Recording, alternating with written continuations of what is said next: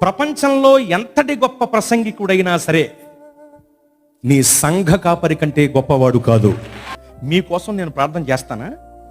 ఏదో వచ్చాను కాబట్టి ఇప్పుడు ప్రార్థన చేస్తాను కానీ ప్రతిరోజు మీ కొరకు పేరు పేరున నేను ప్రార్థన చేస్తానా?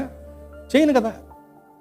ఈ విషయం తెలియక కొంతమంది మా దగ్గరికి వచ్చి, అయ్యగారండి చాలా బాగా చెప్పారు ప్రసంగం, మీ అనుదిన ప్రార్థనలో మా కోసం జ్ఞాపకం చేసుకోండి. అనుదినం నీ దినమేం కదా, అనుదినం నేనే కాదు ఏ ప్రసంగికుడు నీ కొరకు ప్రార్థన చేయడు. ఏదో ఒకవేళ చేస్తే అందరి కొరకు ఒకటే ప్రార్థన, పప్పును రుబ్బులేసి రుబ్బేసినట్టు. ప్రభువా చాలా మంది ప్రార్థన చేయమని అడిగారు నాయన, కానీ వాళ్ళ పేర్లు నాకు గుర్తులేవు నాయన.